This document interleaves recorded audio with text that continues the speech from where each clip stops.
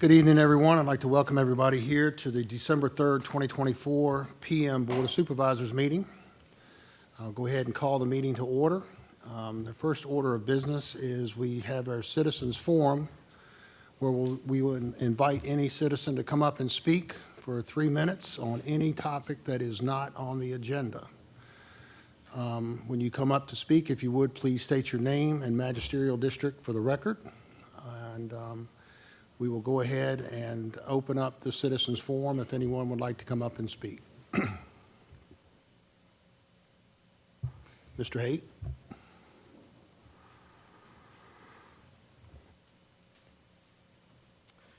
Good evening, Mr. Chairman, members of the board. Hope everybody had a good Thanksgiving. Let's talk about land rights. It's a huge topic right now. I saw a young lady the other day at Panera Bread, and she asked me to continue to bring this message to Culpeper citizens. The Rules Committee decided the best way to combat the housing growth in Culpeper was to restrict the property rights of thousands of Culpeper residents.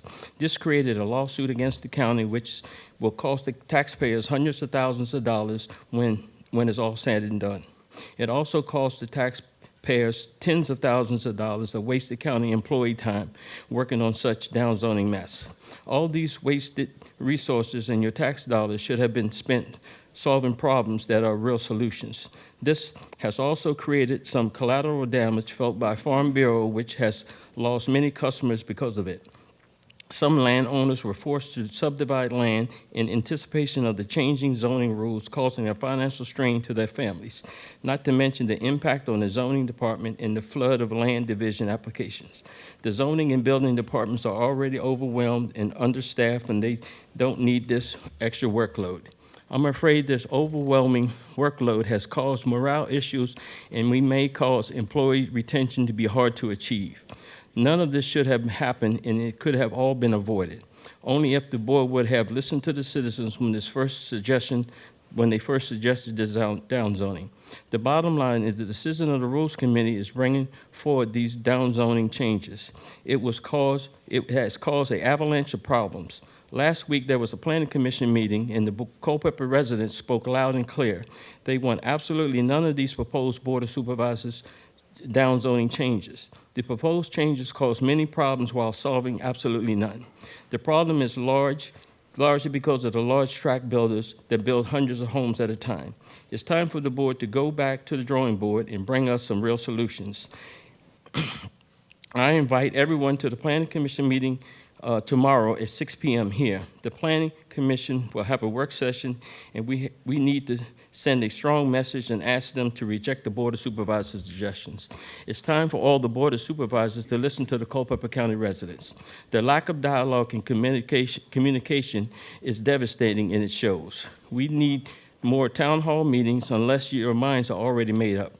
Many are saying that your minds are already made up. In the view of many Culpeper residents, 2 of the Planning Commission members were wrongfully removed from their post. They are simply being replaced because they did not provide the political cover that the Board of Supervisors needed to further their agenda. Planning Commission members that deeply care about the residents of Culpeper County and their community have been removed.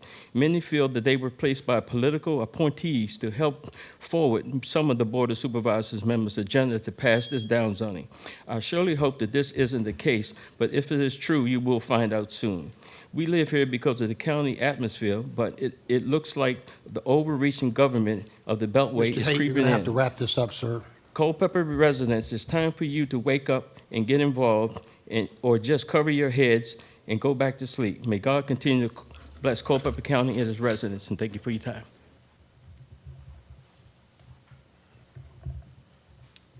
Anyone else who would like to come up and speak? Seeing none, we'll go ahead and close the citizens forum. And the next item on up is the approval of the agenda. Are there any additions or deletions to the agenda? Hearing none, we'll proceed as presented. Moving on to item 4.0, general county business.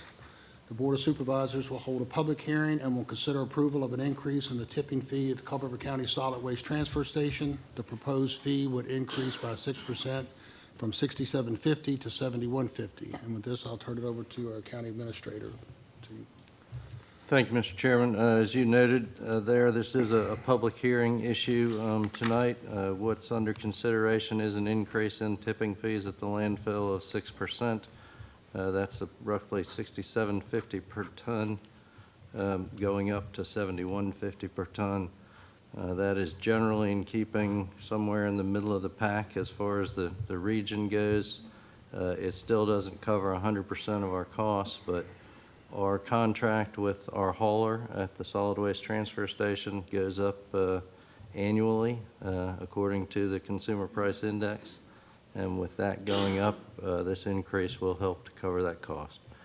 If there are more detailed questions than what I've just covered, Mr. Howard is here and can answer those. But again, this is subject to a public hearing this evening. Any questions for John or Mr. Howard? Hearing none, we'll go ahead and open up the public hearing. If anyone would like to come and speak on this matter, raise your hand. I'll call you to the front.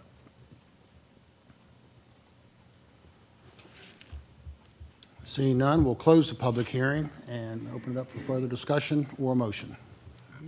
Mr. Chairman, I move that we increase the proposed fee at the Culpeper County Solid Waste Transfer Station from $67.50 to $71.50 per ton. We have a motion and a second. Further discussion? Hearing none, all those in favor of the motion signify by saying aye. Aye. Opposed? Motion carries, Ms. Ellis. Moving on to item 5.0, our Planning Commission business for tonight. First up is item 5.01.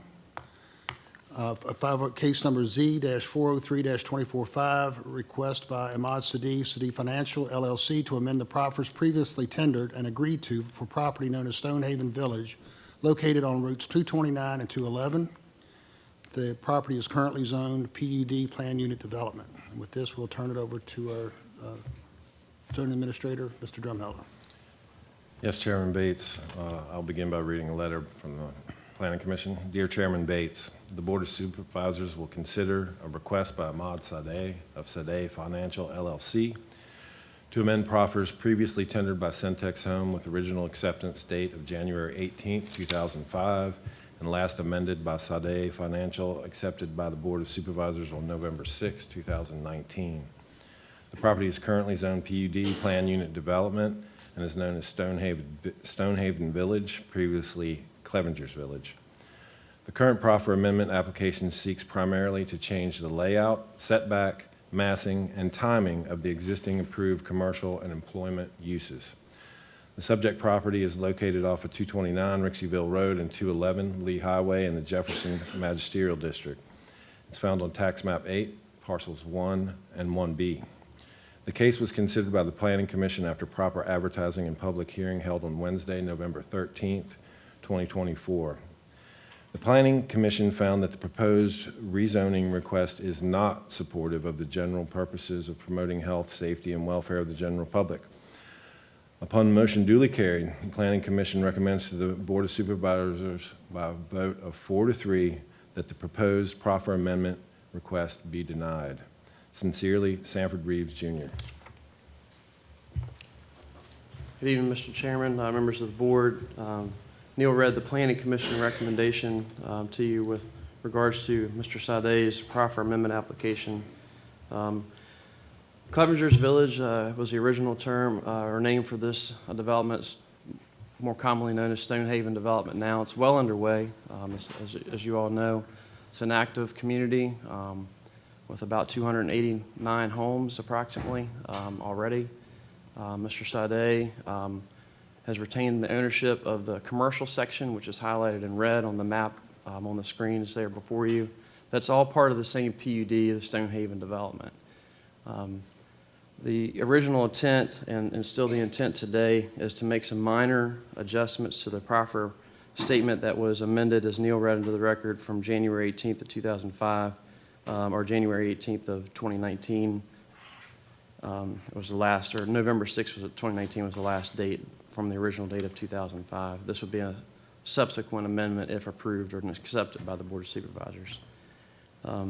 Just to highlight some of the few changes, and those are all posted in board docs. There's a redlined proffer statement in board docs that highlights all the changes that the applicant is seeking to amend in this proffer statement from the 19 document to tonight. But I'm just going to highlight a few just for those that may have not looked at that document. The village core is now referred to as Village Center Commercial, which is consistent with the concept plan. There is a monetary proffer of 25 cents per square foot in the commercial area that would go towards the sheriff's office. There's some wording changes about the commercial square footage to be completed by the 291st unit, which Mr. Sade as well in doing now. There's a site plan that's been approved and a building permit application being reviewed now. There's a removal of proffered second-story residential uses and a decrease of completed commercial space by 491, and this is one of the bigger changes, and Mr. Sade can explain this in further detail if needed. Today it's at 108,000 square feet. The proffer amendment would lower that down to 55,000 square feet. A reduction in setbacks, and this is really a conceptual plan change, a layout change, if you will, of the commercial area. Basically, from 178 feet today, which is a large buffer along 211 from the original concept plan. Originally, the applicant had in the proffer statement to 35 feet. They have further amended that to 50 feet. So now he's seeking 50 feet tonight, and he can share that with you as well. Removal of two-story commercial stuff in the retail building, and that's proffer 11.8. Replacing the Main Street sketch plan with that new concept plan that's dated October of this year. There is also a new cash proffer as well towards a local public park known as Spillman Park. The applicant has that at $45,000 to go towards future park needs for capital improvements there. One of the bigger issues that was discussed with the Planning Commission last month, and that we heard from the public largely, was a concern about potential use for data centers. The applicant did, between the Planning Commission and tonight, also tweak the proffer statement to explicitly say that proffer out that use. So data centers would not be allowed in this use. The applicant never intended to do data centers, but now it's clearly written in the proffer statement that they're not allowed. The applicant also has added a proffer statement, I think it's 12.8, that specifically highlights that there will be no residential uses in the village employment area, which is also shown on the original concept plan too. It doesn't stray from the original intention, it just makes clear that that use is not allowed in that area. Mr. Sade does have a presentation. We have that on board docs as well. Mr. Chairman, if you'd like, he can come up and share his, and I'll be happy to answer any questions from a staff standpoint. The changes that you saw posted from the Planning Commission to tonight, there was a 2-week issue. The applicant met that. There have been further tweaks since that, at least in staff's opinion, they would be considered minor and not substantial amendments. So those can be considered tonight, at least in staff's opinion. Thank you, Sam. Are there questions for staff before we invite the applicant up to speak? Mr. Sade, if you'd like to come up, sir. Good evening, Mr. Chairman, members of the board. Thank you for taking time from your personal life to hear our application. We very much appreciate that. I prepared a quick slideshow for you, and I'm going to go through it really fast because Sam did a great job describing what we're doing. This amendment is very simple, really. It just it makes the center that we're building compatible with current market conditions. Market conditions have changed dramatically with the occurrence of COVID. And in the slideshow, we have articles that I have been collecting over the summer that would support and buttress the argument we're making.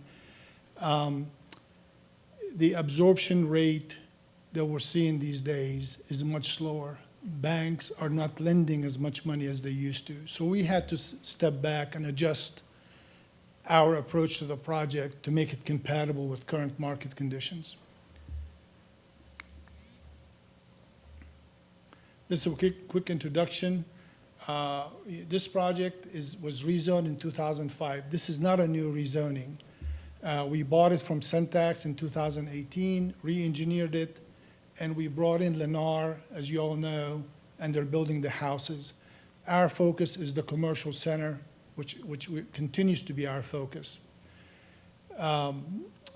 In 2019, I promised the board, I stood here and I promised the board that we will start the commercial center as soon as possible with the start of the residential. We didn't delay. The minute Lennar broke ground on the residential, we started the commercial.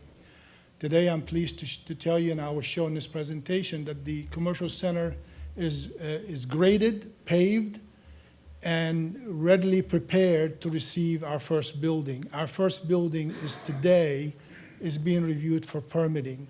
We are hopeful that we'll have this building permitted and out of the ground before the end of 2025. And again, we're not asking to rezone the property. All the uses within the boundary of the proffered area are approved uses in 2005. We're not adding to it. However, as Sam stated, we took out data center, and this is something I want to dwell on a little bit further in the presentation because it brings out a concern that was addressed by the citizens during the Planning Commission, and we just proffered it out. But I want to talk about the actual text of the zoning manual and what's allowed in the industrial zone, and you will see that data center is actually allowed. We have nothing to do with the residential, as I stated, and we are not involved in the residential site development or home construction. We're just focused on the commercial. In 2005, Centex Home designed the center to be facing inward and away from Route 211. We wanted to showcase the center out to travelers on 211 as it is a major corridor through Culpeper County. And it made sense to showcase the center facing that way, meaning toward 211. Again, we removed the data center option.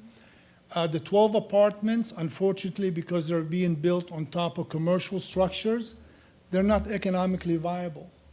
I know people perceive them to be affordable housing. They're not. They will be more expensive than your typical apartments. Why?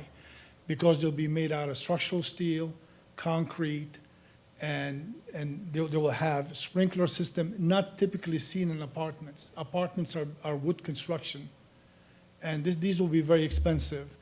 In addition to that, the apartment residents will require amenities that we cannot provide in a commercial center. We cannot put a swimming pool or a health or a gym for them to utilize. So they'll be less attractive as a place to live. The setback is an issue that I want to focus on, and in the next slide you will see that it's not really that drastic. It's sort of, in a way, it's misrepresented by the verbiage, but when you see it on the picture on the next slide, it would make sense. Right now, the setback is 178 feet. We are dropping it to 142. We're talking about a difference of 36 feet. What are we going to do with these 36 feet? We're going to add 2 lanes of parking for the grocery store. So it's going to provide additional parking for the grocery store. And still with the 142 feet, there's sufficient separation between the existing Route 211 and our setback in that it would create, you can add easily 2 or 3 lanes in there. So that you know, we're not constricting the growth of 211 by any way, shape, or mean. We talked about the market absorption and relieving traffic. This is an excellent point that we learned and we heard the citizens complain about during the Planning Commission. We believe this amendment will help relieve traffic in that it will trickle in the commercial development in line with all these traffic improvements that's been proffered in 2005, and it will be built in time when we come in with our commercial center. So we believe that will be relieving any congestion on 229. In addition, the proffers require the Spine Road, which is Stonehaven Avenue, to be built. It's critical. The board back in 2005 envisioned Stonehaven Avenue to be a bypass on 229. If you notice, and I have that in the exhibit, I'm going to bring that up a little later, Stonehaven Avenue runs parallel from 621 to 211, and it runs parallel to 229. There's a purpose that the board saw back then in 2005, and that is to take traffic from the development and maybe Jeffersonton and take it up on Stonehaven Avenue and take it to 211 and bypass and relieve traffic on 229. This is something very important. This is what's been proffered in 2005. 144,000 square feet of commercial, 210,000 square feet of light industry. You'll notice that the building in the center, that's a major 80,000 square foot, either a supermarket or some sort of a Macy's or a Kohl or something. But the whole thing is oriented inward toward Village Main Street. What we have done, and what it does, it just leaves it leaves the back of the building exposed to 211. And then that's where you're going to have your trash containers, your delivery trucks, and your tractor trailers dropping. See, that thing right there, you see? This is the receiving bay, I believe, for this humongous building. Well, you cannot build that anymore. There are no users that will use something like that.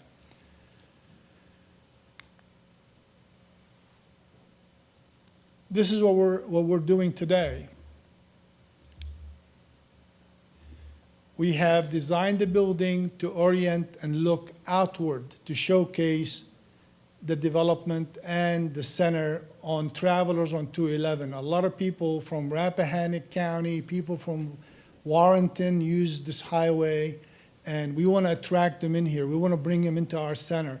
You'll notice there's a huge gap right here. We left that open purposely for when the traffic light is red, people can see through and see the center.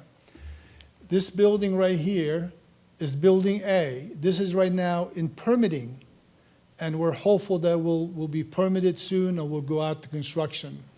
We redesigned the center to have a multi-tenant buildings right here with drive-throughs. That's in response to what we are learning about COVID. The pandemic changed the retail construction in a way that people want to have drive-through lanes and they want to have pickup lanes. And we are accommodating that with this layout. Over on the light industry, we just reoriented the building a little bit to make it more marketable, to where traffic is in and out. It's not burdensome on the residents of this community. They come in and out and just depart on 211. And this in light industrial area will have about 450 parking spaces. So it's definitely set up for office flex, and you'll see an example of what we're talking about in the next slide.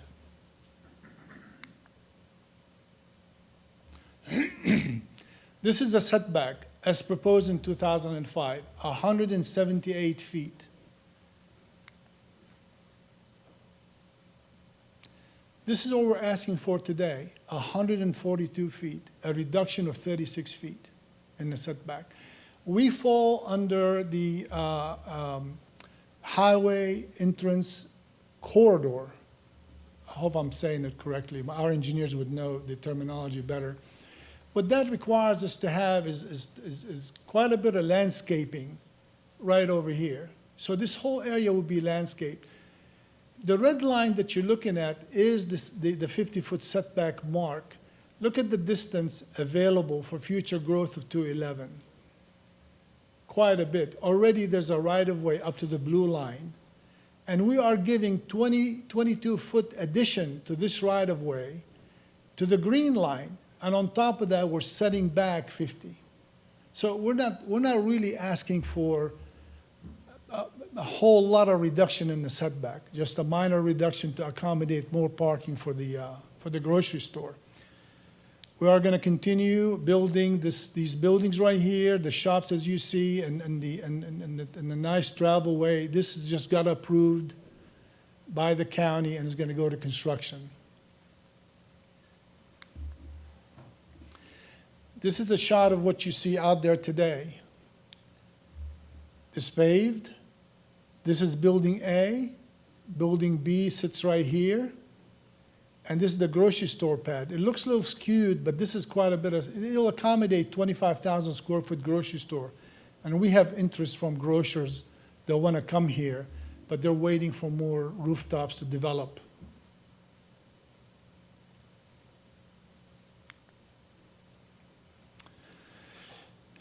This is this building right here is what's in permitting right now.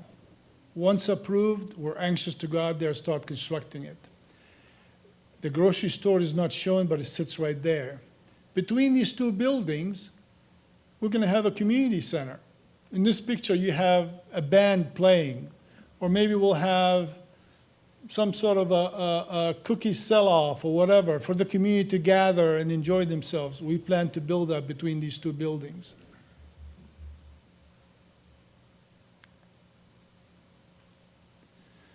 This is what a grocery store, we're talking to these folks and they're very interested, and we're hoping that we make a deal with them. We have another group that's very interested.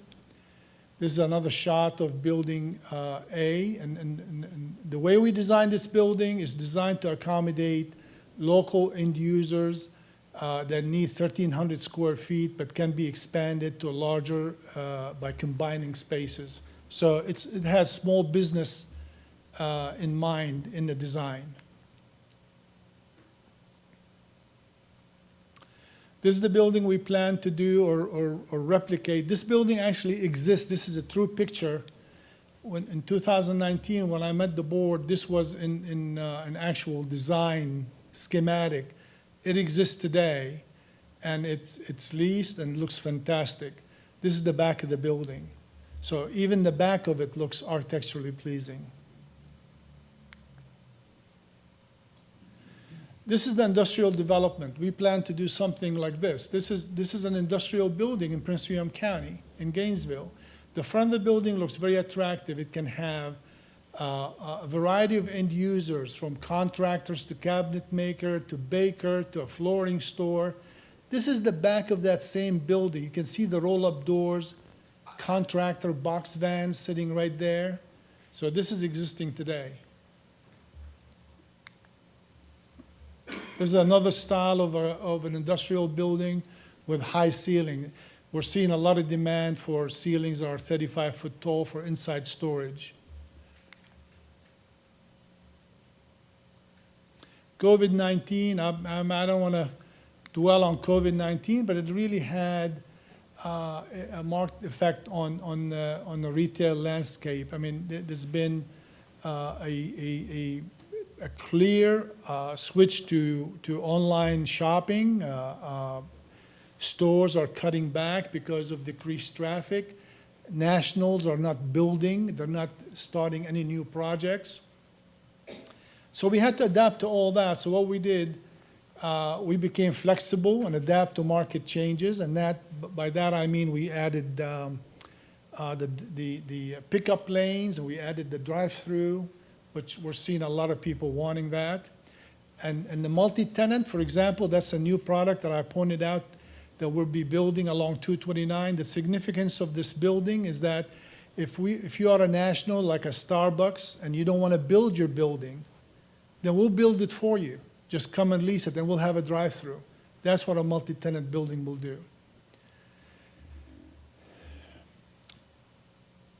I am quite clear on the fact that we are going to finish this project to the 144,000 square feet intended by the board when they rezoned this property back in 2005.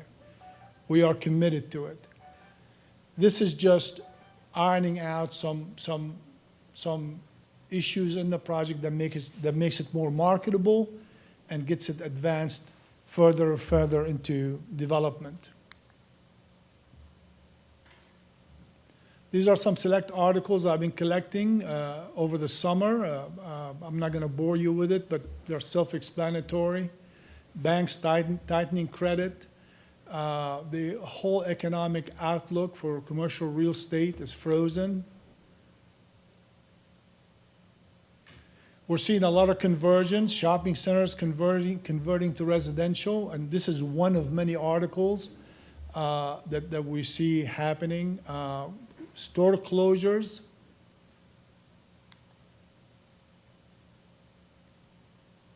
Walgreens closure, grocery store going out of business. And similar articles. I mean, there's more stores closing than opening, and that's since the height of the pandemic in 2020.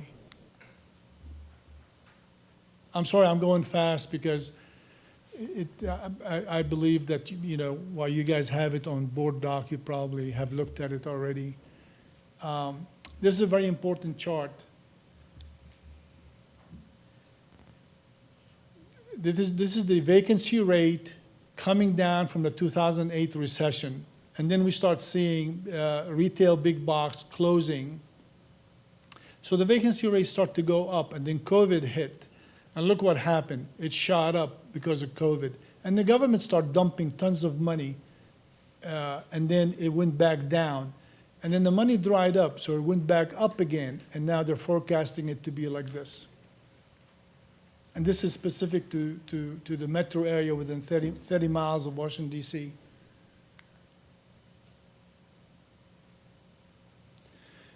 This is very important. I want to talk about it a little bit. Since the Planning Commission, I stood at this podium and I told the Planning Commission that no, the current PUD approves data center conditionally, and we fall under that. I then spoke to a gentleman, an attorney who's a zoning attorney that's very familiar with this project and been involved with this project since its inception.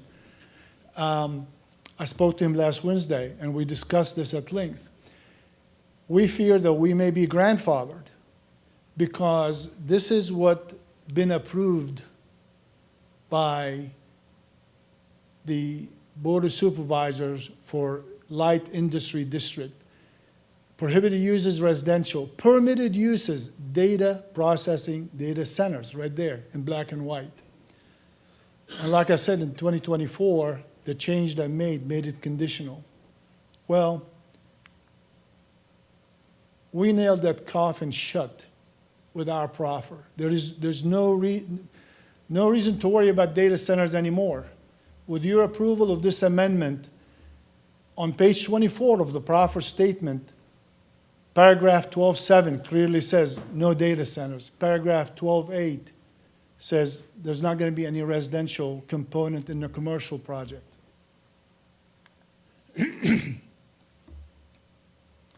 We truly appreciate your yes vote for this amendment, and here's what it means. When you vote yes, it means definitely no data centers. It kills it.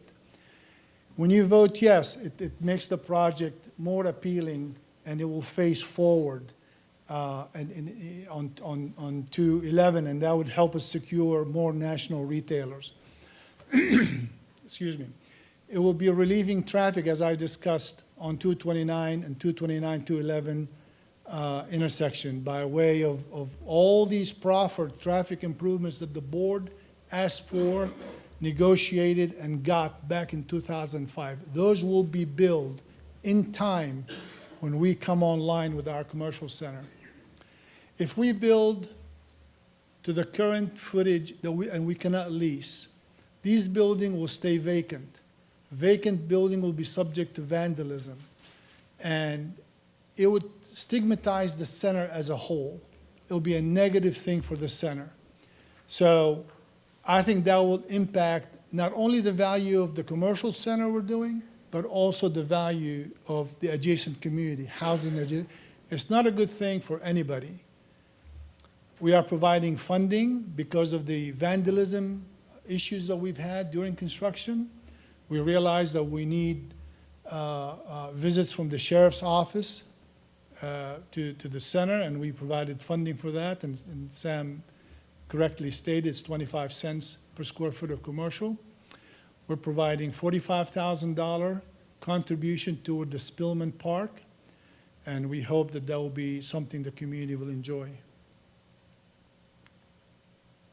And thank you for your time.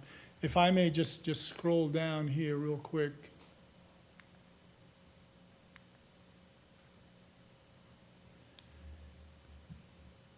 This is, when 2005, the board wanted this road to be built to take, and you see it goes all the way out to here. And the purpose of that road, Stonehaven Avenue, is to take traffic off 229. And that will be built in time for us to be fully developed in the commercial center. And that's all I have. And also I want to add a couple of last points here.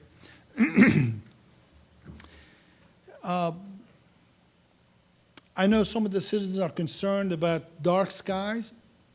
The county has an ordinance on the book that makes us comply with dark skies. We're going to go beyond that. We're going to comply not only with the county ordinance, which is Article 32 of the zoning ordinance. We're going to go with and comply with Dark Sky International Association guidelines, which is a lot stricter than the county guideline. We do this with all of our buildings.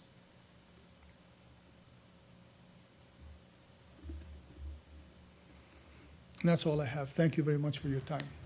Mr. Sadeh, thank you, sir. A very thorough and good explanation. Any questions for the applicant or staff? Comments? Yes, sir, I had a question. Mr. Sadeh, if you could, that's okay, sorry. You were getting settled in. If you could just sort of clarify for us, when you talk about the businesses that would be drive-through convenience businesses, okay, up closer to 211, are we talking fast food? What types of businesses are we actually envisioning would be built? I mean, right now, we have in a state of letter of intent. Letter of intent is you're familiar with it, I presume. We have a letter of intent from a chicken place. Unfortunately, I cannot name them because we have a non-disclosure.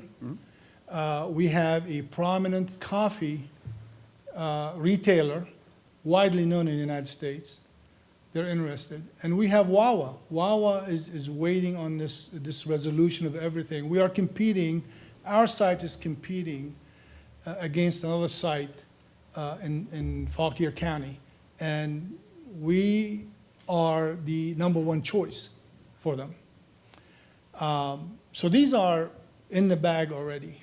You know, we're ready to execute. But we're also seeing like a Dunkin' Donuts wants to have a drive-through. So we created in-cap units that will have drive-through at the end of each building. Did I answer your question? Yes, sir. Now, can you go back to the slide that has the paved, shows kind of what's been paved already?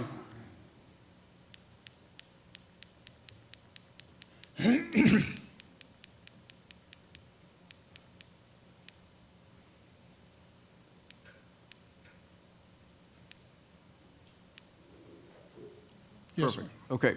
So would, for people to get to those businesses, are they going to be turning off of 211? Because you said that there would be landscaping along 211. Yes, sir. Right? Yeah. So for people to get to those businesses, there's going to be an entrance off of 211 to enter the convenience stores with the drive-through? Yes. Yeah, the Stonehaven Avenue that I spoke about is right there. Right. Is already graded. And it's going to have right in, right out, and VDOT's allowing us to have a curb cut right in the median right there, to bring traffic from Warrenton to turn into our site and to take traffic out from our site this way and that way. Also, this road right here, that's Isabel Boulevard, this road ties into 211. It's existing Right. today. So all these retailers that's going to sit up front will sit right there. That's going to be in phase 2. And we're, you know, once this amendment's approved and we know which direction we're headed, we're releasing the design on all that. Of course, Wawa is going to do their own design, but everything else down here we will design and will tie into this asphalt. So access to the property will be, if you're coming from Rappahannock County, you'll be taking 211, and you'll make a right onto Okay. Stonehaven Avenue, and there'll be an entrance right there. And I don't know if you can see it, but there's another entrance right there, but it's not clearly marked. And there's a third turn in right there to allow tractor trailers to come in and feed the grocery store. So traffic would make a right-hand turn on the Spine Road at Stonehaven, correct?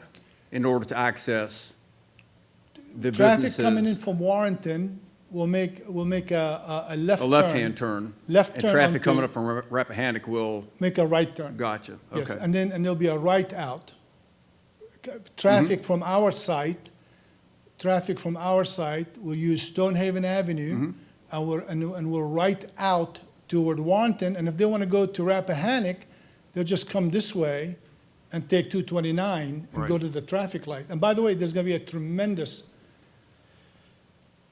transportation improvement in that intersection of 229 and 211. So, and it's going to be widened, and all that is in the proffers. Okay.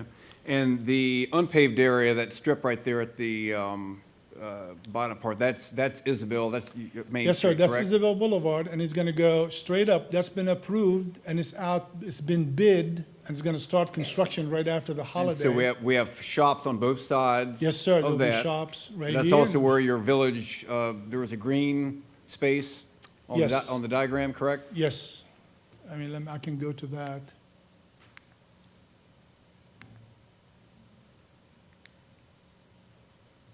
Yep, right there. Oh, yep, sorry. Yeah, this is the community center. That'll be the village square. There's another village green, by the way. This is village square. Village green, if I may.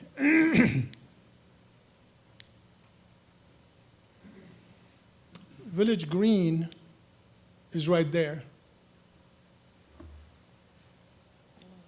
This thing right here. This is Right, village so green. the square is right opposite that, correct? Village square is right there Oh, I see. between the Okay, two buildings.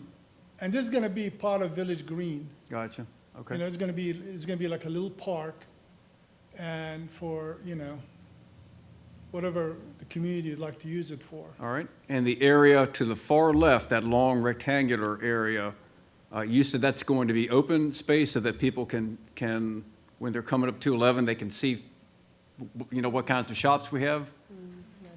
I'm No, sorry, or this not- area? Yeah, right there, Yes, right, That's- that's going to be open. that's gonna be wide, yes, that's gonna be All right, open. but right below that, that rectangular area, that's an area for shops, correct? For Correct. businesses? This will be, this building right here? Yes, sir. Is shops, yes, sir. Right, okay. Yes. And you'll notice, Mr. Lee, see the drive-through right there? And unfortunately, this has been cut off. There's another drive-through on this end. And this building will have these drive-throughs right there. This guy will have a drive-through.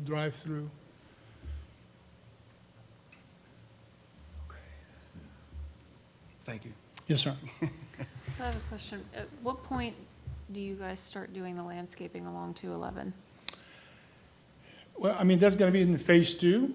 And once we do the site plan, it'll be shown on the site plan, and it'll be immediately released in fact, in order to have the Wawa site constructed, is gonna be part of phase 2. So I would say no later than possibly the end of 2025, early 26.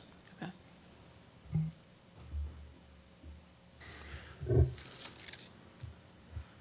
Any more questions or comments from Mr. Sadeh? Thank you, sir. Yes, Think sir. that's it. Questions for staff?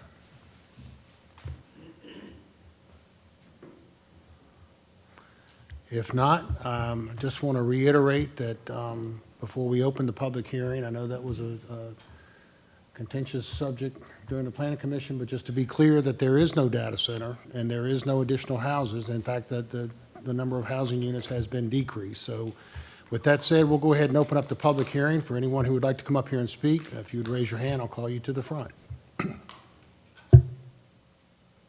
Gentleman in the back, yes, sir. And please state your name and magisterial district for the record, please.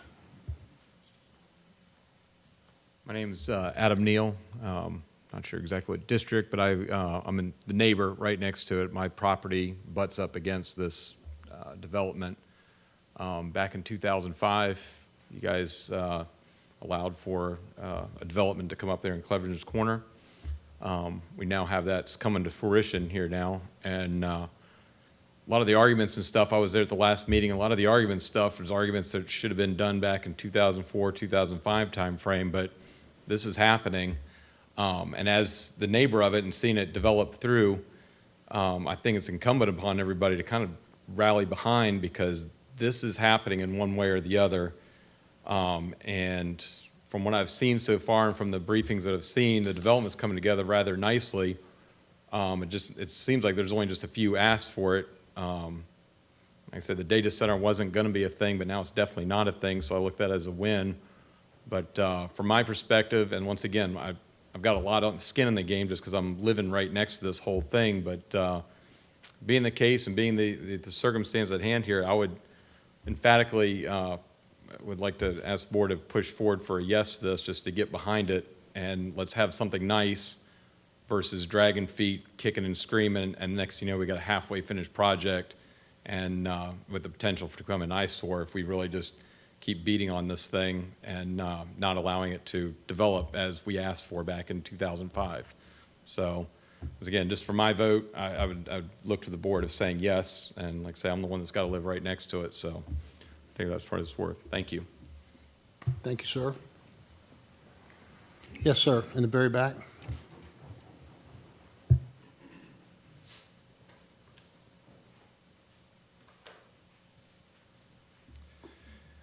My name is Kevin Kerr. I'm in Mr. Rostenberger's district.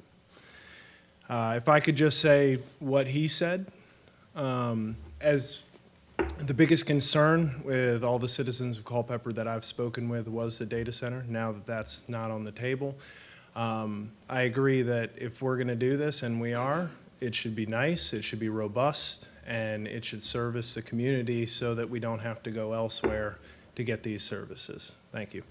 Thank you, sir. Ms. Parmalee?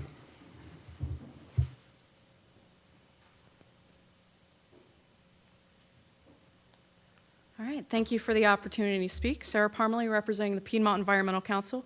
We thank the developer for explicitly prohibiting data centers on the site and would like to remind the board that this may have been avoided altogether if data centers were not a by right use in the light industrial area. That being said, Clevenger/Stonehaven has been a concern for the local community for some time, and we feel that the board should not miss this opportunity to improve what has yet to be built.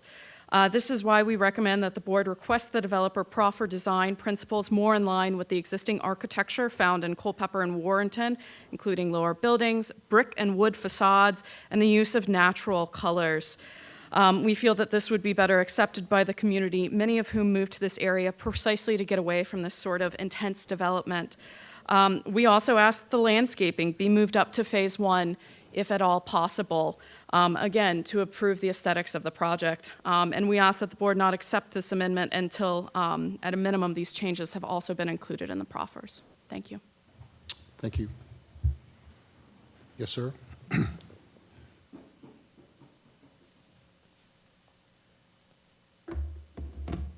Good evening. My name is Brandon Lewis. I'm a resident of Stonehaven.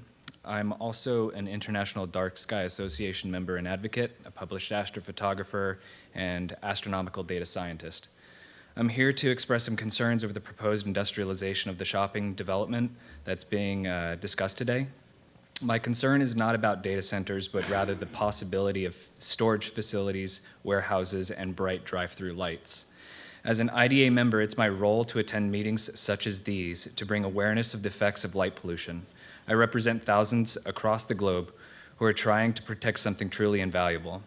I understand the builder of this development has said that they're committed to staying within the regulations and recommendations provided by the ADA and county, and that greatly excites me, and I very much hope that that holds true as this project moves forward. I spoke with the developer a little earlier, and he said he's willing to meet with IDA members to ensure they're within the recommended specs. However, even with all of this, it's the IDA's concern that though many claim they'll stay within regulations, many times they do not. Whether it's to cut costs or because it's convenient or safe, these regulations are unfortunately not upheld. With some focus on warehouses and storage facilities, there becomes a desire for increased lighting to ensure visibility is high for security purposes. I ask that as you consider approving the changes proposed today, you also consider the night sky. Consider the little boy or girl who will look up one night to see the Milky Way for the first time and find inspiration to be an astronaut or to engineer a new way to peer into the cosmos. These are the types who develop new technologies we all love today. That child may not have that same inspiration if we choose not to protect our night sky. If you do indeed approve these changes, I ask that you put into place a regular check that validates lighting is maintained within code. There's already been a slack on nearby businesses to maintain lighting standards. For example, a storage facility on 211 next to the well-known gas station does not abide by county or IDA bylaws and has polluted the night sky a significant amount. I've taken regular measurements in my time living in Stonehaven, and the night sky has already increased in brightness 0.3 magnitude in 1 year time. That's the difference of being able to see Andromeda Galaxy with your naked eye or not. To conclude, whether this amendment is approved or not, there are ways to mitigate the environmental effects it may have, and I ask that you consider the night sky as one of those things. Thank you. Thank you, sir. Yes, sir.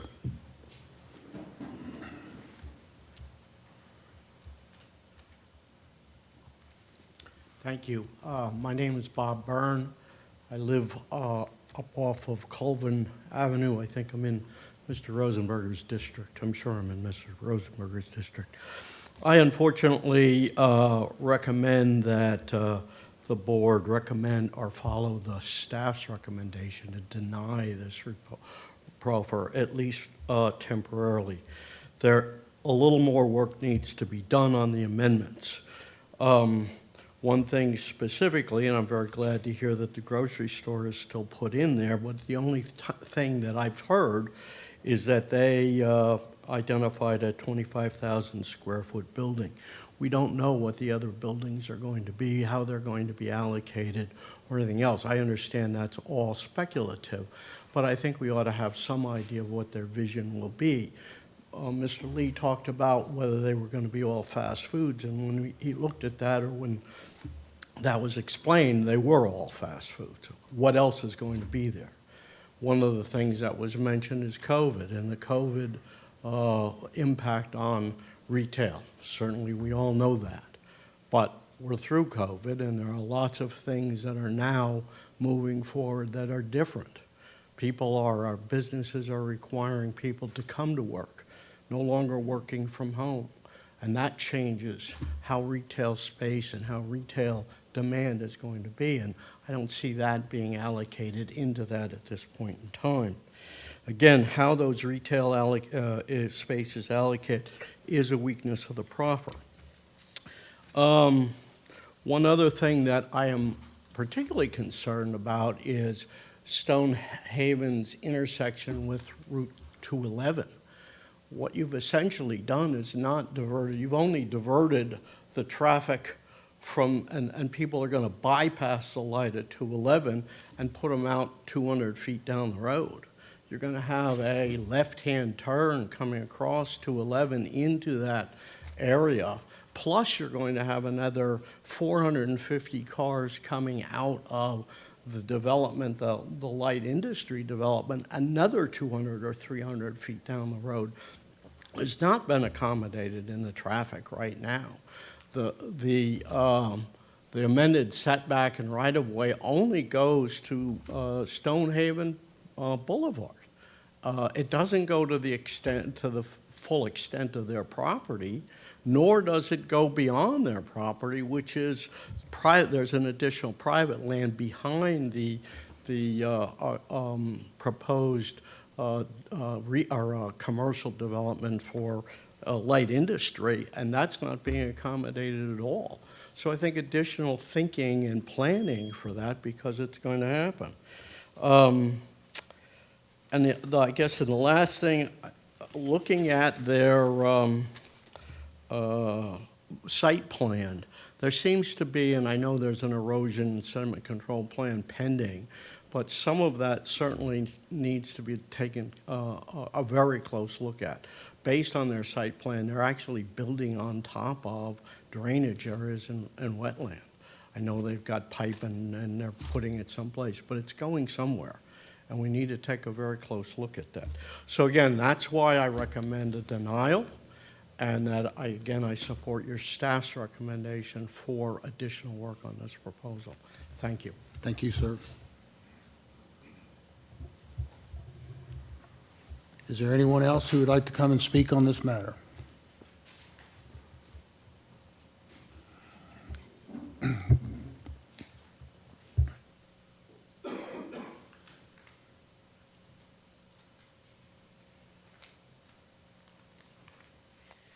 Good evening, Doug Monica, live in Brad's area. I'm also the chief of the local volunteer fire and rescue company.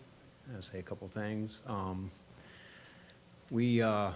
We used to do fundraising at the intersection up there before they changed it for the 50th time.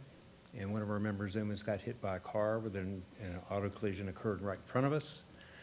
I've known this gentleman for a long time, the developer, and we talked about having a common green or common area, that type of thing, where something we can do fundraising in and also do membership drive. Out of the 289 homes that are up there right now, we've gotten 6 members out of that, and we talked about that in 2019, and we've been very progressively working with the realtors and with the citizens of that area to get them to become part of our community. It'd be nice to have some place to go. I look at us as being in a food desert. If I'm going to go get something to eat, you got to go all the way to Warrenton and then back. Good luck with all that, The kids at the firehouse, I've got quite a few of those. They were just complaining today that 7-Eleven food's getting kind of old because that's where they eat. So somebody got smart and they called DoorDash. You know what they charge for DoorDash to go to the county line? Because they won't go into Culpeper County, so they had to go to Opal Road and meet the driver there to get pizza or something. I'm like, okay, $15, just saying. So, as for the fire and rescue part of this, we've had just a few calls in at subdivision 5 or 6. You'll hear a lot about the traffic. You ought to go down to Springs Road, down near the firehouse, at about 5 o'clock in the afternoon and see where the traffic is really coming from. It's not coming from that shopping center or from that subdivision. That traffic's coming in. When we opened Ira Hoffman up, it was another thoroughfare that happened. And I understand today on 29 at Opal Road, it was closed and it was backed up for miles. So where are they going to go? They're going to hit 229, come down Springs Road and go that way. So I know I'm all over the map with this, but I'm here to support this. We worked with him for years, and everything he's told us, he's done it. Thank you. Thank you, sir. Anyone else? Yes, sir.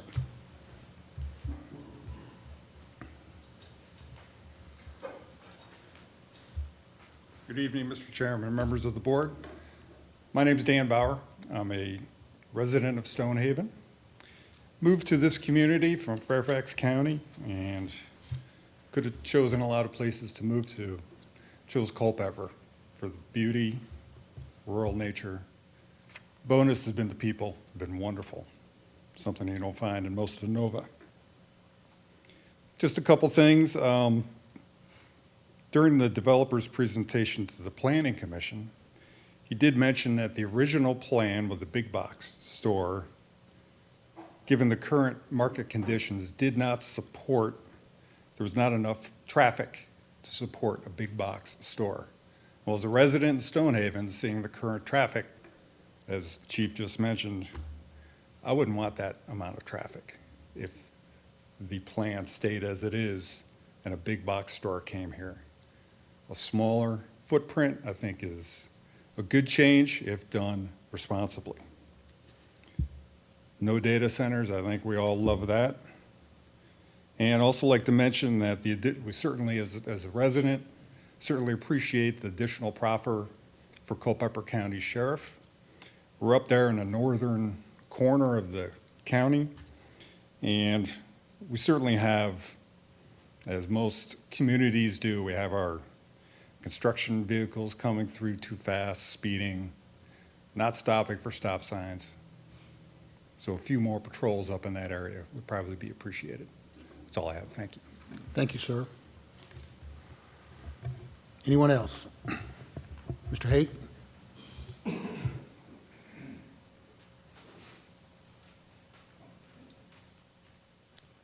Don Haight, Stevensburg. Thank you, Chairman, members of the board. I just think it's kind of rich when everybody wants to blame COVID-19 for everything. COVID-19 is not the culvert for everything. Proffers were previously approved and accepted by the applicant, basically in the conversation. Not one of you gentlemen on the board would sell a home for, I don't know, $100,000, and then 2 years later, if the person who bought the home said, I only wanted to give you $50,000, you would tell them to take a hike. You have to abide by the rules, and you sign an agreement, and you have to apply by them. If you change the rules in the middle of the game for this builder, then you must approve all the other builders that come before you who want to change their rules in the middle of the game. You will send a message that you're weak. We aren't afraid of you trying to build a data center. This board will not, and they have confirmed many times that they also have confirmed that they will not approve another data center that is not in the current technology zone. So taking the data center away is not a win, because everybody knows that the citizens will not allow it, nor will the Board of Supervisors approve it. The applicant said their data center is grandfathered in. That's simply not true. Again, if you're going to change the rules for this applicant, then you must change the rules for every other applicant that comes after this. And then again, you're setting a bad precedent. Thank you.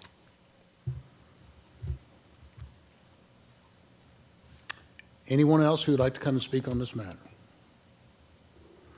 Seeing none, we're going to close the public hearing.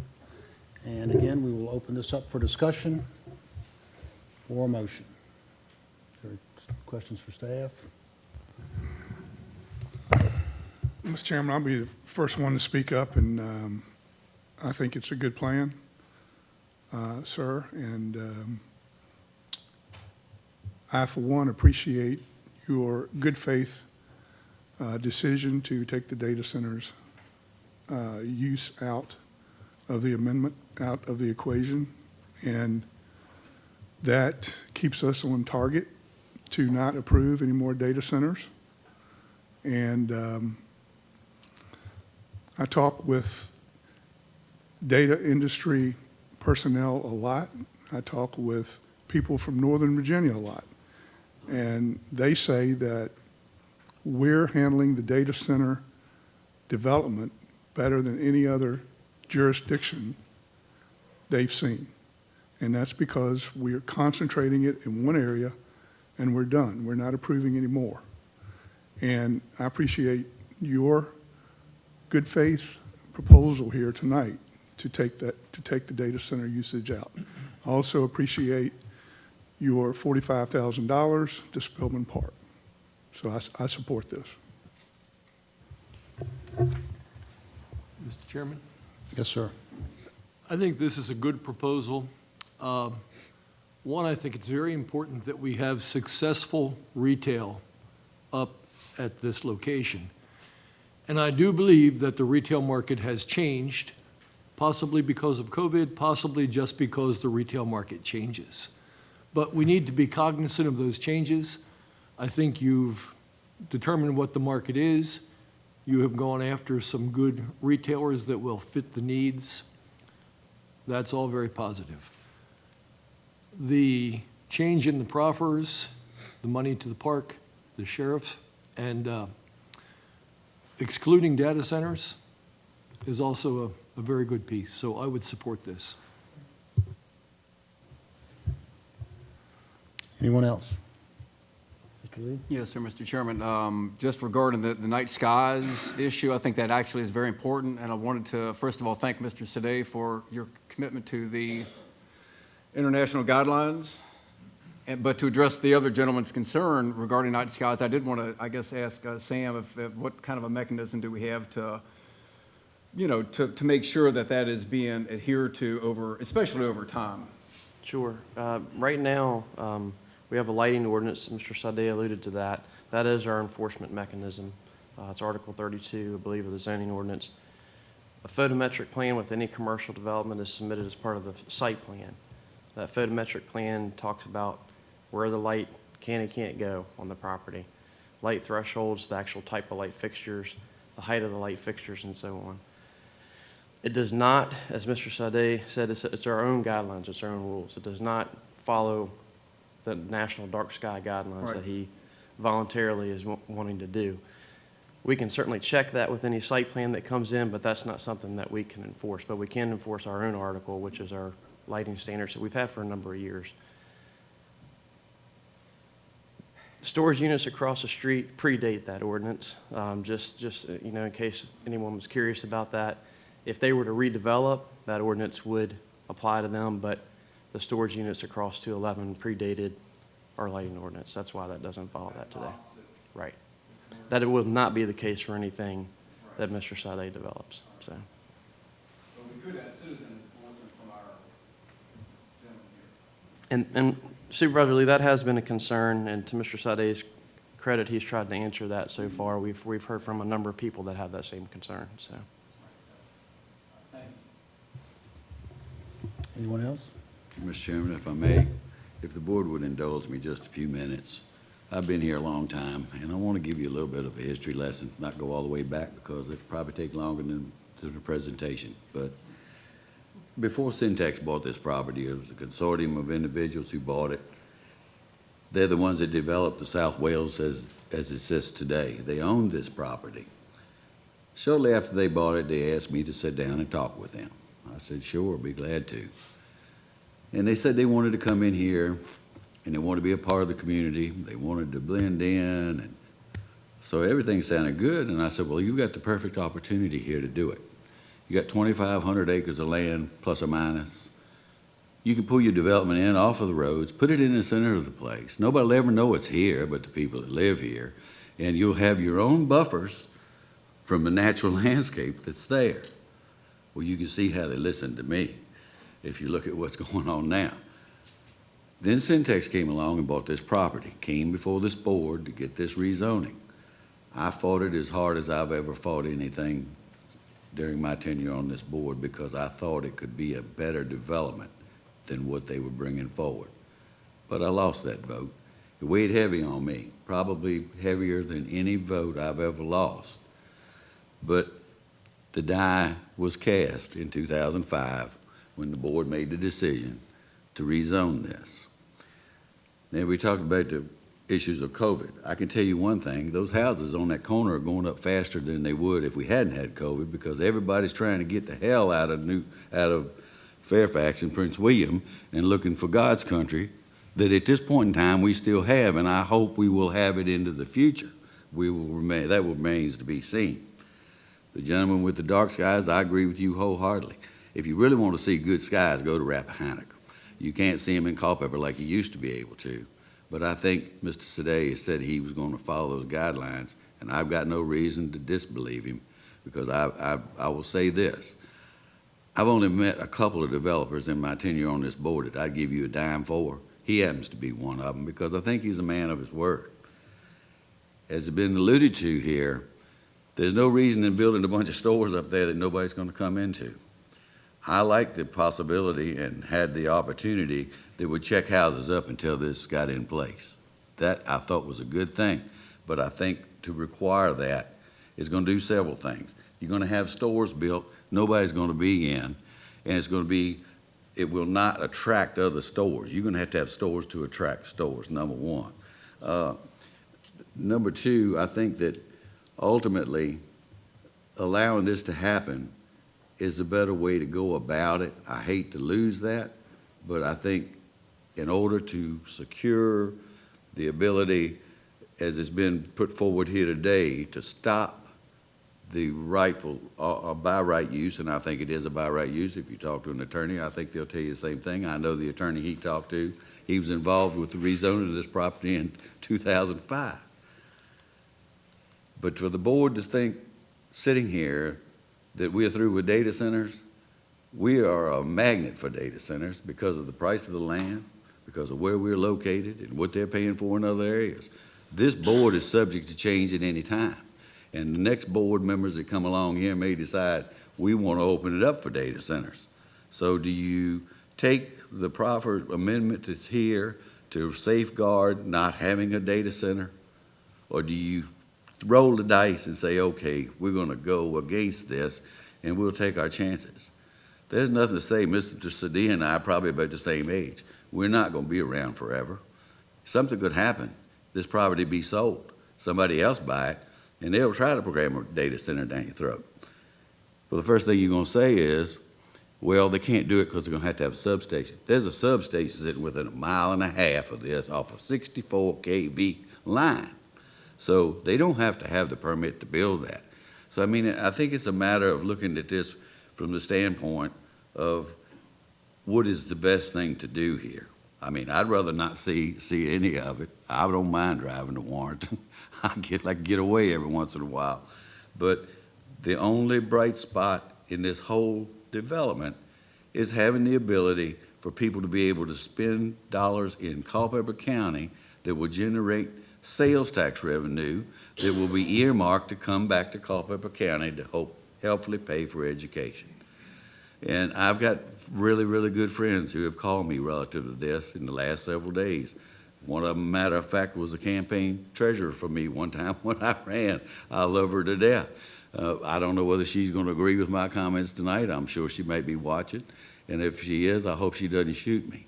But ultimately, I think that what we have before us is a proposal that is it's a compromise proposal. And with that, Mr. Chairman, I would make the recommendation that we accept the proffers and approve this proffer amendment. Second. So that is a motion? Yes, sir. And a second. We have a motion and a second. Any further discussion? A brief further discussion. One, it's Mr. Rosenberger's area. He knows it much better than I do. Honestly, I don't go there that often, so of course I take his opinion on it. And two, in addition to the sales tax revenue, as Chair of Public Works, I would notice having a Wawa there, there is the local fuel tax revenue, and that is going to be material. So this will be beneficial for our infrastructure that we're going to need. So I strongly support it. Thank you, sir. I'm just going to close and be brief, but I really appreciate your thoroughness and your attention to detail for the concerns of the citizens. I'm not going to sit here and make out like I think that Stonehaven is the best thing that ever came to Culpeper, but we are where we are. And those who live there were sold a big picture of what this place was going to look like. And as a developer, you know your business when it comes to commercial development.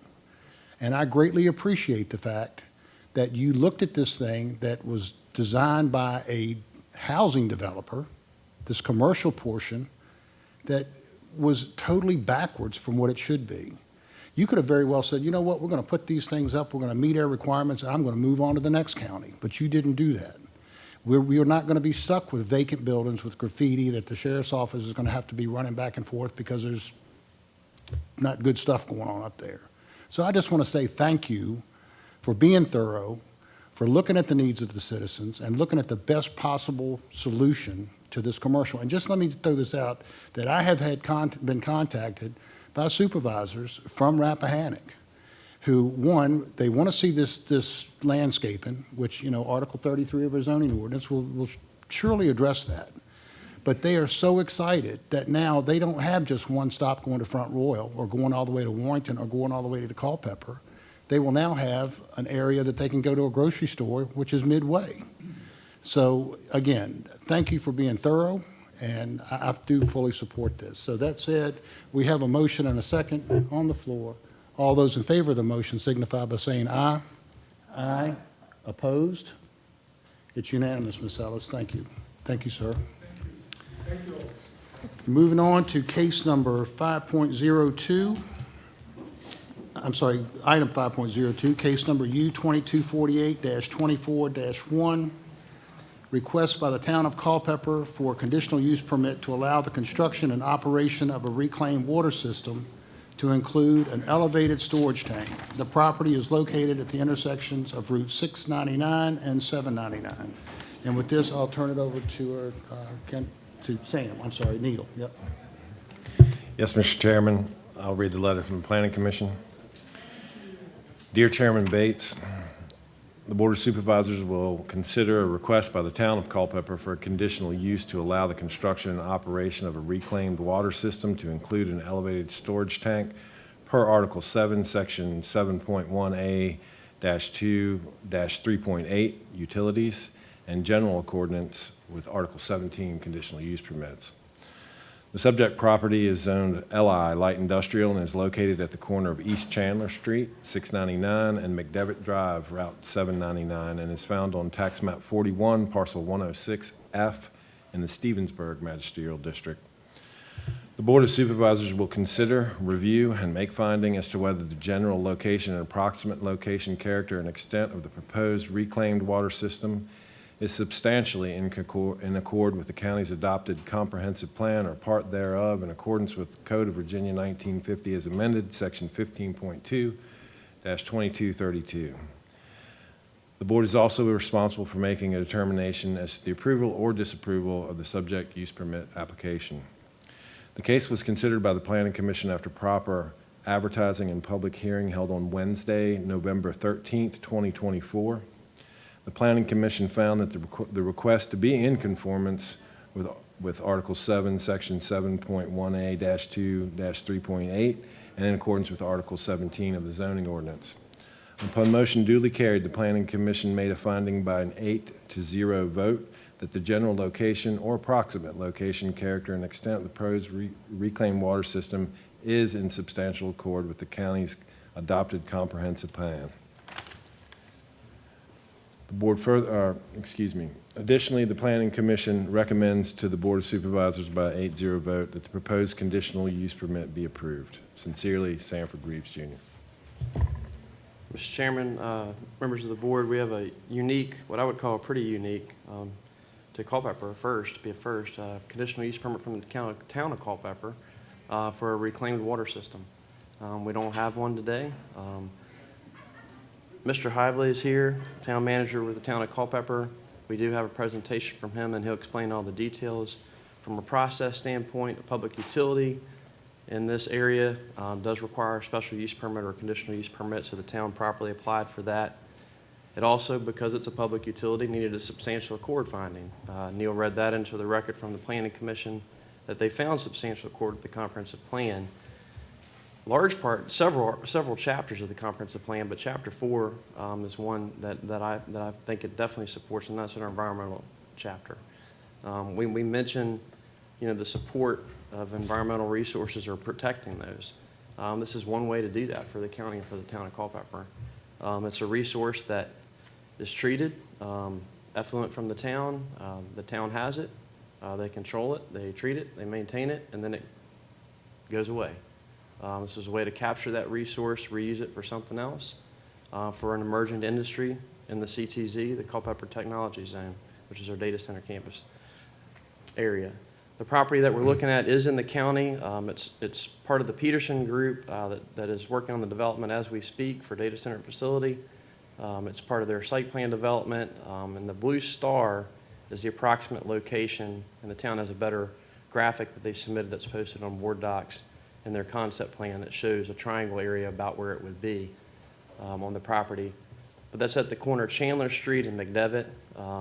There'd be a data center facility in front of it along McDevitt and Chandler, and then multiple data center facilities behind it, and then towards Route 3.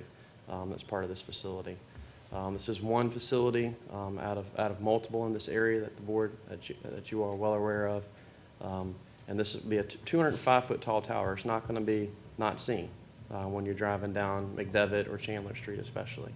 The town did do a view shed study, though, and chose this location for one reason, not only its access, but it does limit the view shed from areas inside town and from some of the historic areas further out in the county as well. Mr. Hively can illustrate that a little bit better than I can with his presentation. Mr. Chairman, staff is supportive of the request as it enhances a corridor that we've developed, an industrial corridor that's processing and in development as we speak. And the town has a good developer to work with to actually make this happen. So we're supportive of it. Mr. Hively is here, and we'll pull his presentation, Mr. Chairman, up if you would like him to do that. Mr. Hively?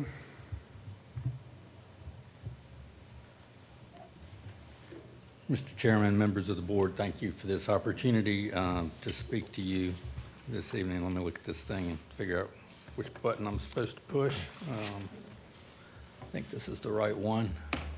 So this is the picture of the effluent at the wastewater treatment plant. I tell folks this is the most expensive water in Culpeper. We take water out of Lake Culpeper as well as from our wells, spend a bunch of money treating that water, provide it to our customers. Our customers give it back to us in not quite such a pristine fashion. We spend a lot more money to come up with this water that you see right here, that it's very pristine water that we turn to Mountain Run. So essentially we just dump it in Mountain Run at this time. So, what is a reclaimed water system? It's just simply a system where we take that wastewater effluent and from the wastewater plant and we transfer it to a customer to where they can reuse that water. It's very similar to a potable water system. It has treatment. It has a pump station to create pressure, distribution piping that transmits that water to the customer, and an elevated tank that provides storage, also pressure for the end customer, and then reliability for the system. So, why do we think it's good? We think it does provide a beneficial use for that existing wastewater effluent. We believe it reduces the power consumption for the end user, and we think that's a positive as well. It does reduce our wastewater discharge to Mountain Run, and by doing so, it will reduce our nutrient and other pollutant loading that we're sending to Mountain Run. And that will allow us to preserve our nutrient allocation for future uses. As you know, we only have a limited amount of pollutants that we can discharge to Mountain Run, especially phosphorus and nitrogen. And by diverting some of this water, it allows us to have more of that to use again. Because of that, actually the town and county behind the scenes, we've looked at what others have done with reuse and tried to find a way to make that happen for the town and county in the past, but it just wasn't viable from a cost standpoint in the past. So, we just didn't have customers, and, the cost to implement was prohibitive, so just wasn't financially viable. So why now? We've had several folks come to us, especially in more recent times, and asking the town to, on a speculation, to build a reuse system and pay the cost to build that system. And trust me, we'll pay you back once we, get hooked back up. That wasn't something that the town was willing to roll the dice on. The system is pretty costly, about $10, $11 million or so, and not something that we wanted to take out of the town proffers and the taxpayers' money to pay for. But Culpeper Technology Campus, they changed the game. They said they would pay 100% of the costs for everything, permitting, design, construction, the whole shoot and match, if we would provide the system. So because of that, we have a dedicated customer. We know we have other customers as well that would love to use this water, and and because of that, we felt like it was a no-brainer from a town standpoint, and we didn't have any liability associated with moving forward. What we're proposing is up to a 4 million gallon per day pump station at the wastewater plant. Some chlorine addition to maintain a disinfection residual in that water. A water line to the, from the pump station to the tank, and then from the tank to the end customer. We're anticipating approximately 30% of that water that we provide to them will come back to the plant. It'll come through an existing wastewater line, and we would then treat that again, and some of it would go to Mountain Run, some of it would be reused. And then up to 2 million gallon elevated tank that we're talking about today with a hydraulic grade line elevation of 640 feet above sea level. And again, this elevation will allow it to meet the storage requirements, to meet the peak demands of the system, as well as maintain pressure and reliability if we have a pump failure, power outage, something of that nature. So here you can see the location of the wastewater treatment plant. That's the area up here is the wastewater plant. Culpeper Technology Campus is in this area and this building right here. And then the reuse system connects the two. So it's a fairly simple system. We have, oops, went the wrong direction. Sorry about that. I'll try to hit it again. There it is, sorry. So on this, we have a pump station at our wastewater plant, some additional chlorine addition, and some minor other changes that will be required to do at the plant to improve the system there.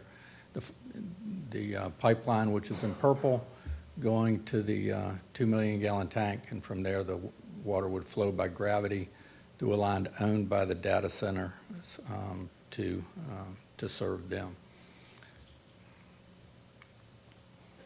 Here you can see the location of the wastewater plant and where this tank would be in relationship to all the other data centers in the McDivitt Drive technology zone. So the nice thing about this is if we have additional capacity for the future, we're very strategically located, and that effluent could be provided to others as well if it is available in the future. We looked at two locations for the tank on the Culpeper Technology Campus, Site A and Site B. Site A is located in the town. Site B is just outside of the town bounds in the county. We looked at 5 siting criteria. View shed impact was important. System operation and maintenance, reliability, hazard and environmental mitigation, and ease of future system expandability, meaning, can we make this available for other customers to use? And looking at the view shed impact, we felt that Site A is more visible from town, also more visible in some other areas, but east of Route 29 as well. It is less visible in the McDivitt Drive technology zone itself than Site B, but we thought Site B was a better site from a visibility standpoint. This is a viewshed analysis that we did using LiDAR data, and here you can see this is A and this is B. Going back to A, it's kind of busy and hard to see, but if you focus right now on the downtown area, you can see that that's A, and that's B, slightly less viewing it during that. Same thing if you look east of Route 29, that's A, and that's B, slightly less in that direction as well. But you can see that B is much more visible in the technology zone itself due to its location. We also looked at system operation and maintenance. The key here is that Site A is inside the controlled area of the data center, meaning that we would have to go through their controlled gate and security to get to that tank. We saw that as a negative and would be very disruptive to staff trying to, when they go to the tank on a daily basis, having to go through that controlled environment.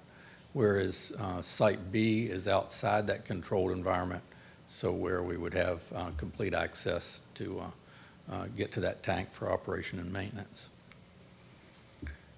As far as a reliability standpoint, same thing. If it's difficult to get to, be much more difficult to operate and maintain that tank. So because of that, we felt that Site B was also a better location. From a hazard and environmental mitigation standpoint, Site A, the overflow from that site would not gravity flow back to the wastewater treatment plant. Not that we intend to overflow the tank, but you have to put an overflow on the tank just in case a pump remains on longer than it should or something else. Site B will gravity flow back to the wastewater treatment plant, which is definitely a benefit from an operations and hazard and environmental mitigation standpoint. And then for ease of future expandability, we believe if we would go to Site A, we would probably end up having the tank being owned by Culpeper Technology Campus, just because it's right there in the middle of their controlled space, whereas Site B would be owned by the town.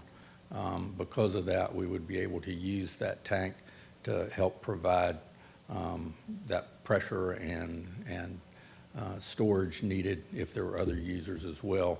Whereas if we don't own the tank, then we would theoretically need an additional tank in the future if we were to provide effluent flow to other campuses in the future. So because of that, we chose Site B as what we believed was the best location. Happened to be outside of the town bounds, which what brings us here to y'all today. This is shows the location of that triangle parcel that Culpeper Technology Campus will deed over to the town for the location of the tank. We did add a building envelope to allow some flexibility to move that tank around in there, just so we can optimize the tank location in relationship to power lines that Dominion may put in. We've seen various routes that have went on various sides of that tank, and we want to make sure that we can put it in the most optimal place in relationship to those lines. You can see the entrance would come off of Chandler Street.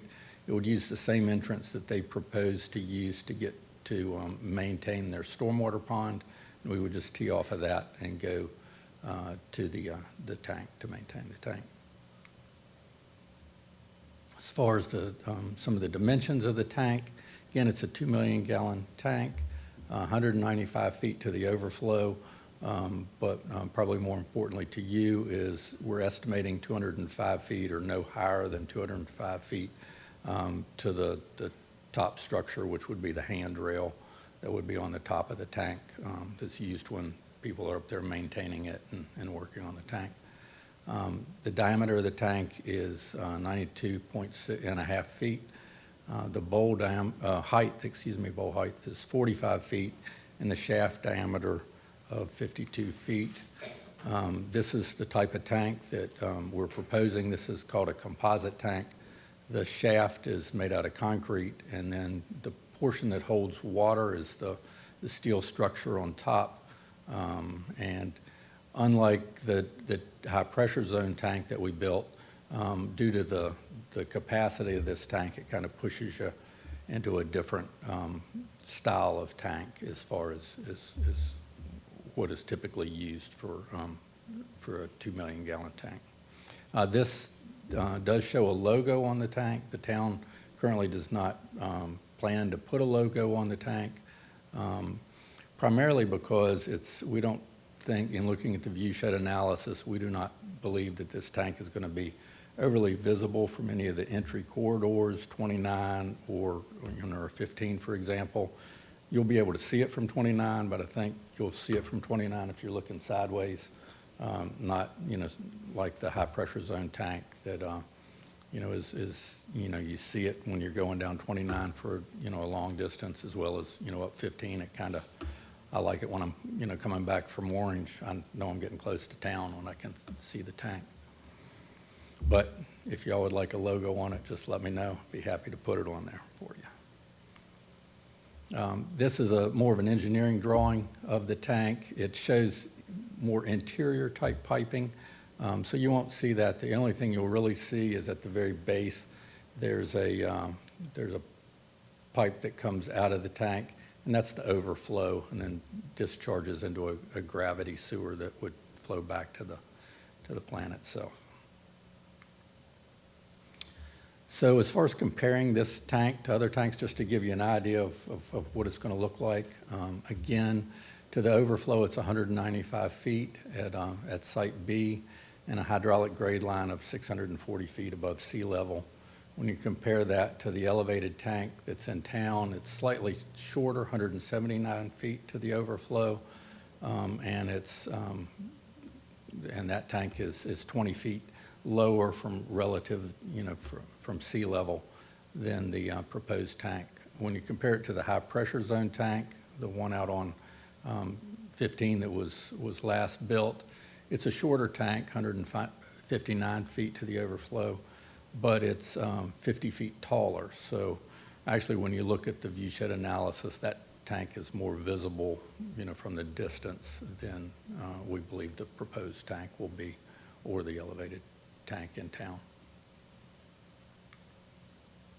In closing, we believe it's in substantial accord with the comprehensive plan within the identified future growth area within the urban service boundary, proposed for industrial uses within the future land use plan, within the adopted technology zone, surrounded by industrial uses, proximity to existing water system, and we think it'll help avoid the strain on the town and county's water systems.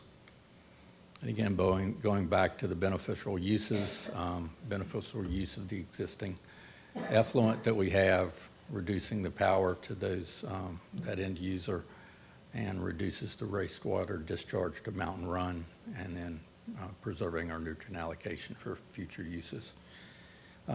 Adam Cook with Culpeper Technology Campus is also here if you have any questions for him. But with that, I would be happy to answer any questions you may have for me. Thank you, Mr. Ively. Any questions? Gary? I have just one question. You said 30% of the water would be returned every day? Where does the other 70% go? Evaporation. That much? Yes. Wow. So what they do, they take the water, they reuse it, and until you have hardness, different things in the water, until it gets to a point where it's not suitable for them to use for recirculation, and then they return that portion back to the wastewater treatment plant for treatment. So they never use 100% of it, but yeah, it evaporates. Yeah, Mr. Chairman. Chris, I remember when we went through the tower implementation process for Route 15, at the Route 15 interchange, and I was a little hesitant at that time. I don't know if you remember or not, probably not, but I think you had two alternatives, and I was leaning toward that. And then because of the height of the tower and, really looking where you could see it from all over town or coming up 29 or whatever. And then I remember you told me, you said, well, that's a good thing because it makes you feel secure in Culpeper that we have an amenity like that provides water. And that, you're right. The more I look at that tower, the more I'm proud of that tower, and it makes me feel good about Culpeper. So, yeah, I support this, of course. I'd love to see, as far as the naming of it, I would love to see Culpeper Technology Zone on there myself, because I'm proud of the technology zone that we've invested in and implemented as well. We'd be happy to do that if that's the desire of the board. Further questions? Chris, the height of that tower, is that dependent on the head pressure? You're talking about the HGL, so it's got to have so much head pressure? Is that? That's correct. We actually set, that's why whenever I talk hydraulic grade line, that's the part that's important to me. The overall height of the tank really doesn't matter, but that's the height of the water in the tank. And the water in the tank is what creates the pressure. For every 2.3 feet, you get 1 pound per square inch of pressure. So you need to have enough pressure to be able to push that water to the end buildings. So, you know, we have the pump at the wastewater plant. It pumps it to that elevation. From there, it flows by gravity through to their buildings. The nice thing is their campus happens to be one of the tallest campus, or the highest elevation campuses. So if we'll get to them, it could get to the others as well. So then they use it in their system, and then it'll flow by gravity back to the wastewater plant. So that leads me to my next question. The amount of wastewater that the plant is treating and discharging a day now, is that, where would that put it in perspective of to filling the tank up? I mean, Yeah, are we producing that much water? Yeah, that's part of the reason why the tank is as large as it is and why the pump station is as large as it is. The usage that they're looking for is a peak day of 1.5 million gallons per day or more if they can get it. We've actually applied to DEQ. DEQ has done some modeling. We're hoping to get the results of that modeling back by hopefully by the end of the year.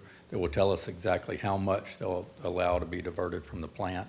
When we look at our worst minimal day, you know, back during the drought that we had last year, which really was our drought record, our minimum day was about 2 million gallons per day. Oh, wow. So that would divert a good bit of that wastewater for that use. Now, again, 30% of that comes back that would ultimately go, you know, to the river.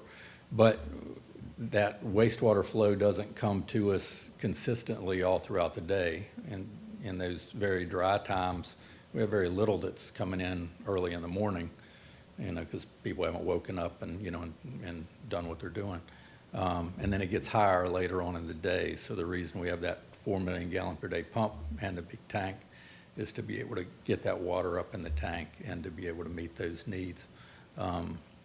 And their usage isn't consistent every day. It's dependent on temperature, just depending on their heat demand. So their peaks are much higher than their average usage. So the storage helps with that too. I hope I answered that question. You did, and so we don't really see any excess water. It's probably going to be it's going to be owned by the town, but it's only going to be able to serve one campus. Is that right? Is that the way I'm? Currently, based on the estimates that we have, I think when they have, after we have a chance to get with the end user and, you know, and figure out exactly what we're using, we believe that the estimates may be higher than what they'll ultimately be at the end of the day, and it may have more available either for them to use or for others to use. Also, as the community grows, you know, as more wastewater is used, Right. more capacity will show up potentially that we can then use for others as well. So, you know, we're trying to make the tank and the system large enough to help kind of address some of those future uses as well. The last thing we want to do is be back in front of y'all, you know, 5 years from now and asking to do another tank. You know, we'd like to do one and done and have that meet the needs for a very long time in the community. Going forward, I know a lot of the data centers that have already been approved or by right, the water usage factor had kind of been, it was lessened a lot because they were going with air-cooled is what we were told. So I'm hoping that's the case because we don't need to be pulling 1.5 million, 2 million gallons of groundwater out to cool these data centers. So yeah, and we've actually changed some of our ordinances associated with that to make it much more difficult to that potentially to happen. You know, we know y'all have 1.5 million gallons of capacity out of our system as part of the settlement agreement, and you know we know what limits we have in the area as well. To get additional groundwater is very expensive. We'll probably be, having long pipes going,